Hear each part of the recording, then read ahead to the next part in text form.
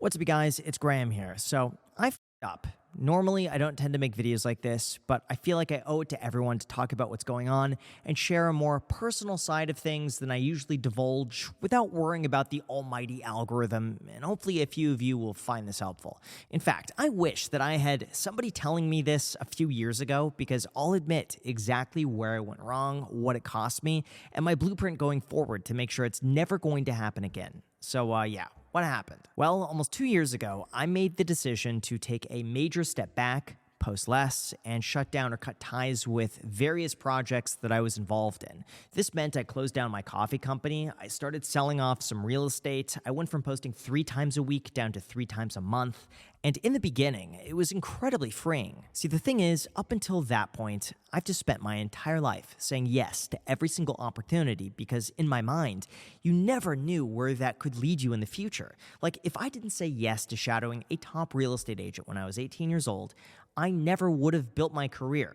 If I didn't say yes to helping out a developer in 2010, I never would have bought my first property. I never would have fallen headfirst into investing. I never would have made YouTube videos. And you wouldn't be here today watching this video. There were just so many random yes opportunities that I have enthusiastically agreed to that led to great things that has created the cycle of me saying yes, getting a great outcome, and therefore I say yes even more. However, as I've gotten older, I've realized this yes habit is extremely hard to break, even though after a certain point, it becomes completely overwhelming and counterproductive. Like, sure, it's smart to say yes when you're 18 years old, you have no responsibility, and you have all the time in the world.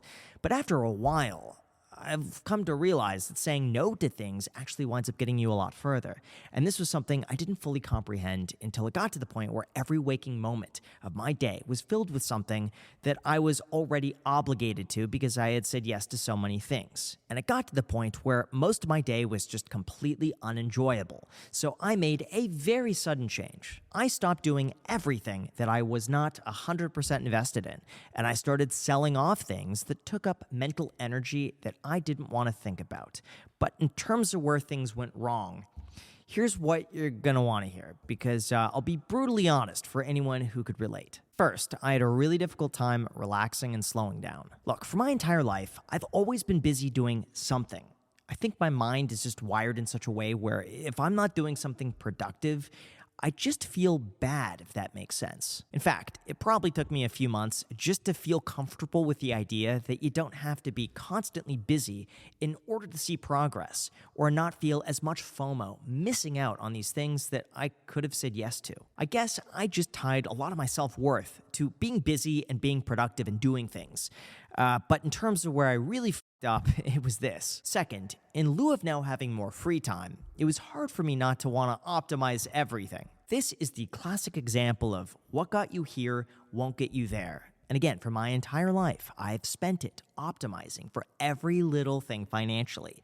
And up until recently, it's worked really, really well. For instance, I would optimize where every single dollar is best allocated. I checked my accounts on a daily basis to make sure everything was okay and I wasn't getting overcharged. I'd make sure that I was always getting the best deal on everything.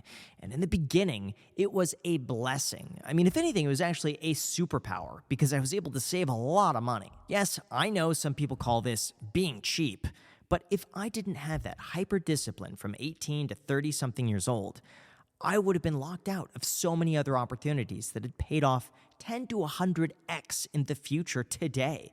And again, to a certain degree, I also just really found it fun. Like, it just became this game to me to see what I could do to end up saving more money.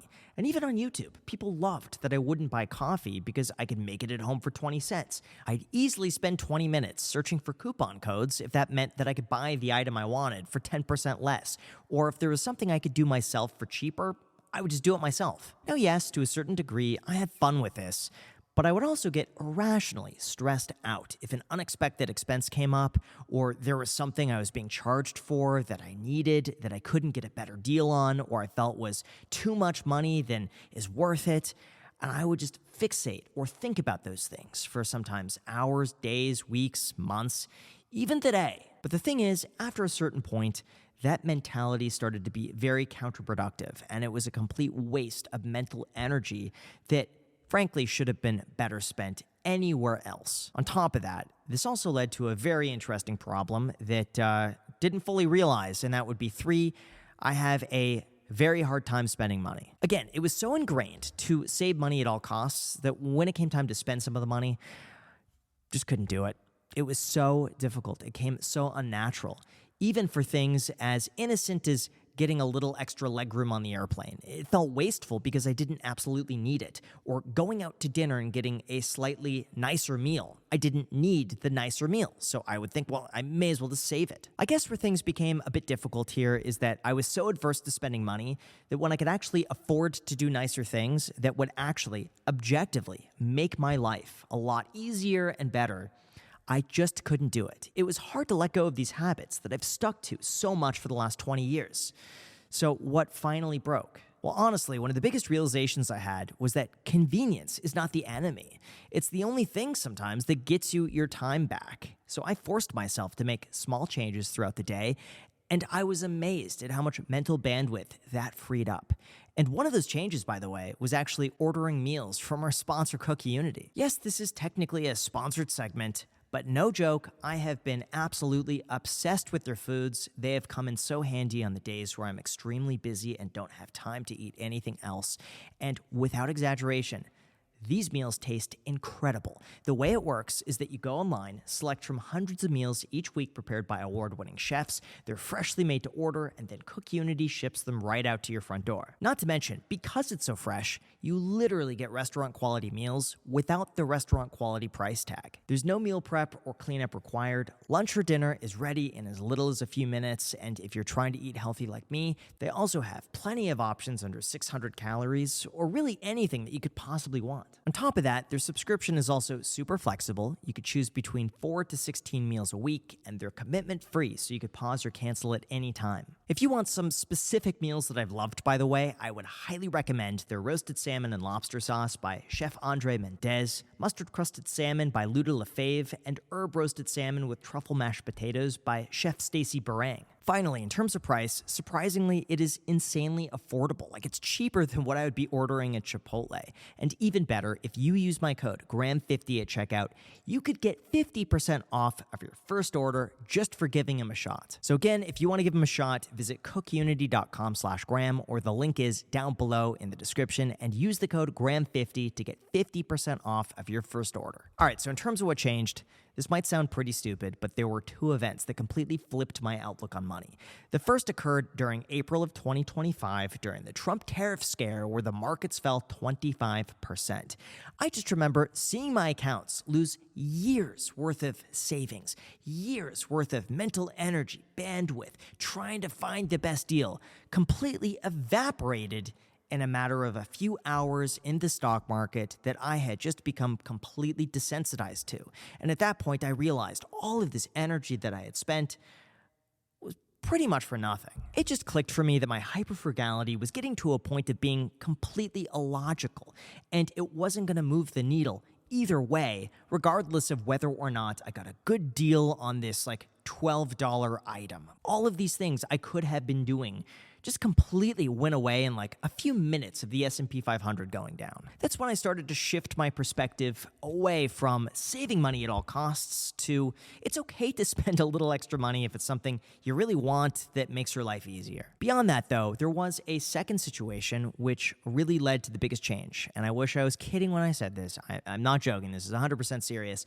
It was when I agreed to build in Los Angeles. The thing is, a little over a year ago, I did the calculation and I decided it would be a great use of money if I spent $200,000 building out another unit on one of my properties in Los Angeles. But the one thing I've never calculated before that I never had to think of is what's called the hassle factor. Honestly, what started out as a no-brainer quickly turned into one of the most grueling, headache-ridden projects of my entire life.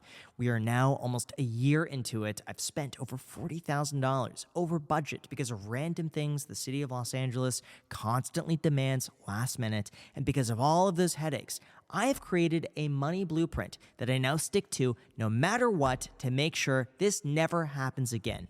And if you're curious what's on that and how I've changed my entire life, here's what you came for. First, I follow the 80-20 rule. This is the concept that 20% of your actions lead to 80% of the outcome.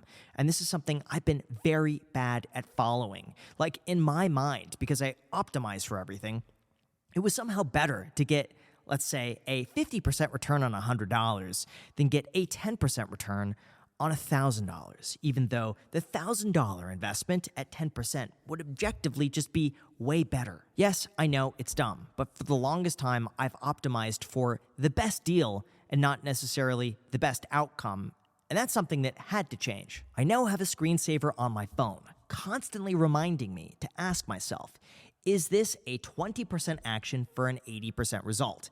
And if the answer is no, I don't do it. This really helps me focus my time on where it's best spent, to focus on the things that bring the most ROI, and if it doesn't fall into that category, I just say no to it, even if it means less money. Second, I also ask myself, does this add complexity and hassle? If the answer to that is yes, then I also just don't want to do it. At this point, I want my life to be peaceful. I want it to be stress-free, and anything that gets in the way of that is just not worth it anymore. Again, I know it sounds silly, but I've come to realize that every single thing you do or buy takes up a small amount of mental energy that bogs you down in other areas. Essentially, every item you own or every project you take on causes your brain to value and pay attention to it, and this attention doesn't turn off. Basically, everything just becomes a part of your mental inventory, and I got to a point where I started to feel better, like a weight lifted off my shoulders, the more I just got rid of. Like as an example of this, I just sold a property that I really initially didn't want to sell because I thought I was going to miss this place. But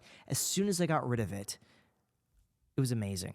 No more property tax payments, no more insurance emails back and forth, no more texting the gardener because he didn't show up. All of the miscellaneous things that were eating up random chunks of my day, gone. Vanished forever. And now I'm repeating this throughout other properties, other things, and just getting it off my plate.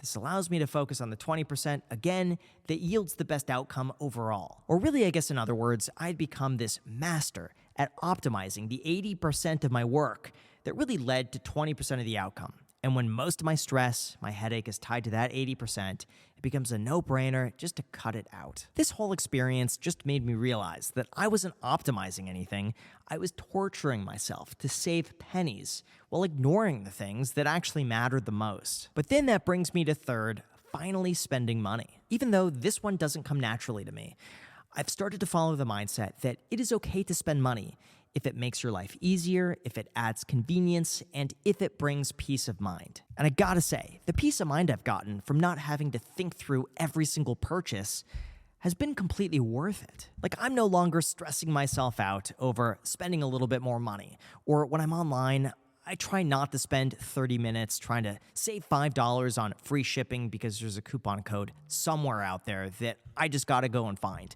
Or if there's a contractor who's able to get the job done now, even though it's a premium price, if it's going to be done well, I'm just going to pay the extra price and not worry about it. This type of mindset has really alleviated a lot of stress. It's taken away a lot of mental optimization that I was spending on every single purchase. And in the big picture, this is the entire point of saving to begin with. Of course, that doesn't mean you should be blowing your entire paycheck at the club and not saving anything.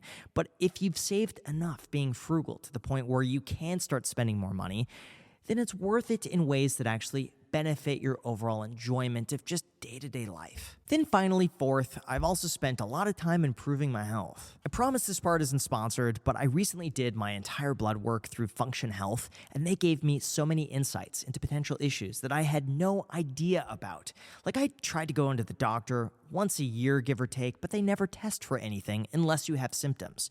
With this, it showed that I had a slight thyroid issue, I had unusually high cholesterol, and I had a few other potential problems that I was able to get ahead of now. In response to that, I now take a stack of supplements, and no joke, after a few weeks of doing this, I feel better than I ever have in the last 10 years. I could wake up now and I have full energy. I actually have way more focus. I'm not waking up tired and then thinking that I just got a bad night of sleep. I honestly feel 10 years younger. It sounds like an exaggeration.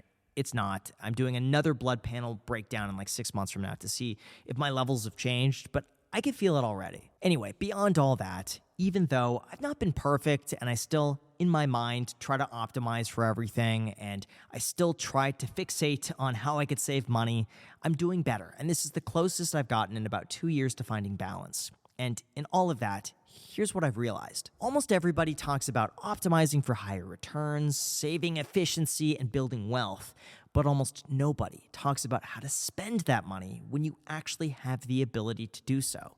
It's probably just unpopular, maybe it's a bit niche, but I think there's a huge market out there of savers that they have no idea how to enjoy what they've worked so hard for. Now, yes, I also know that's a very first world problem to have. It's a great problem to have. In fact, you're very fortunate to have the issue of not being able to spend the money that you've saved, especially when so many people could barely scrape by.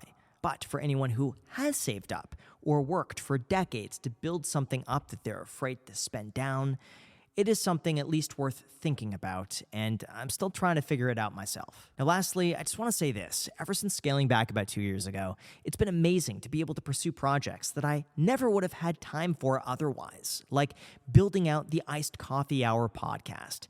Back then, we were just about to hit 1 million subscribers, and now we just passed 1.5 million subscribers. We have never missed a Sunday episode, and we've gotten such incredible guests on that I never imagined would have ever been possible. On top of that, a year ago, I created a networking group for established business owners, entrepreneurs, and investors that would meet up every quarter in person. All of that started from an Instagram story that ended up getting over 3,000 applications. And from that, we picked a group of 25 people who could help each other out. If you're interested in that, by the way, and you have the time to be able to meet up in person, I'll put the application down below in the description to fill that out. There will be a wait list, but again, if you fall into that category as being like a founder, business owner, we have some real estate people in there, submit your information and we'll be in touch. So yeah, that's my take on stepping back, cutting things out, and the progress I've made so far. Yes, I know it's a lot more personal than I usually make in these videos, but for the people who have watched it and find that sort of content helpful, I just really appreciate you watching, and hopefully my experiences help you in some way. Even if you're not there, it's exactly what you could be avoiding. Like, if I could just tell myself all of this 2 years ago, oh my gosh, I would have saved myself so much headache. But I also think I needed to go through those experiences to actually make a change, so take that for what it's worth. Or basically, long story short, if you found yourself burned out from over-optimization, now is your best chance to take a step back before you break something that actually matters. And if you've made it to this point in the video, thank you. Feel free to comment. I will do my best, by the way, to read and reply to as many of your comments as I can. Don't forget to hit the like button because that does help the almighty algorithm. Subscribe if you haven't done that already. Thank you so much, and until next time.